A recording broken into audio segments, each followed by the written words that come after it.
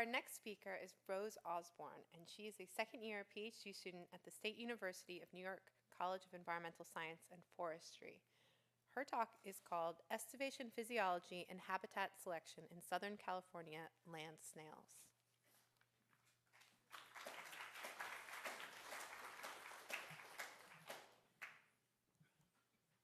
Many people are surprised the first time they learn there are snails living in arid habitats around the world because many of us associate snails with the cold and damp. These snails survive between periods of cold and damp by going into a state of dormancy called estivation. During estivation, snails' ecologies and physiologies change dramatically. Many snails seek out refugia, such as rock crevices within which to estivate. They will secrete mucus films across the shell opening to reduce water loss and dramatically reduce metabolic rate to reduce respiratory water loss. Even so, lethally high temperatures and desiccation are two of the main threats to survival for estivating snails. In this light, we were curious how increasing summer dryness and heat expected in many regions with climate change could impact snail summer survival.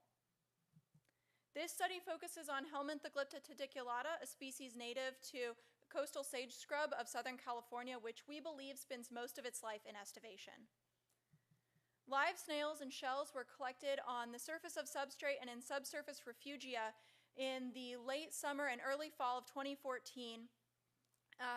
Snails were found particularly often in rock piles and areas with decaying cactus matter. We also placed data loggers in several sites that recorded surface temperature, refuge temperature, and humidity for several months.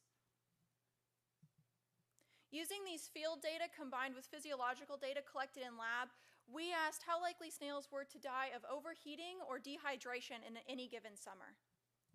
To address this first question, we put 7 snails through temperature tolerance trials, increasing the temperature by 1 degree Celsius every hour, and found that just about every snail was dead by 41.3 degrees Celsius. At all surface sites measured, the temperature exceeded 41.3 degrees Celsius at some point during the early fall, whereas in only a quarter of refugia did the temperature become too high for snails.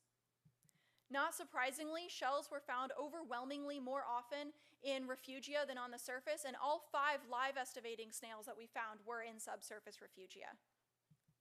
From these data, we conclude that snails preferentially estivate in refugia to avoid lethally high surface temperatures and potentially also dramatic temperature fluctuations.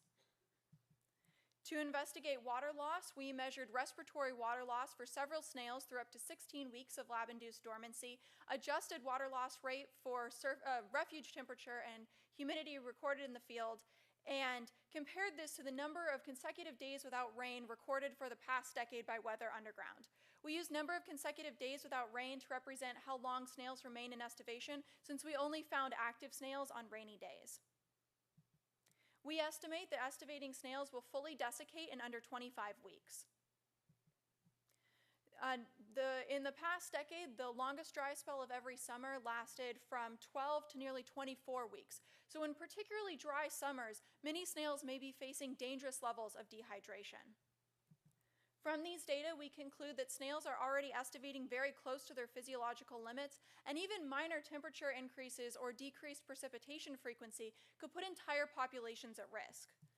That said, Helminthoglypta preservation or conservation is relatively simple. A few micropreserves of only a few blocks in diameter may be sufficient to maintain relatively healthy populations. Within these micropreserves, we recommend maintaining rock piles and other favored refugia and limiting human activity, since even minor disturbances increase estivating snails' respiratory rates and therefore water loss. Thank you.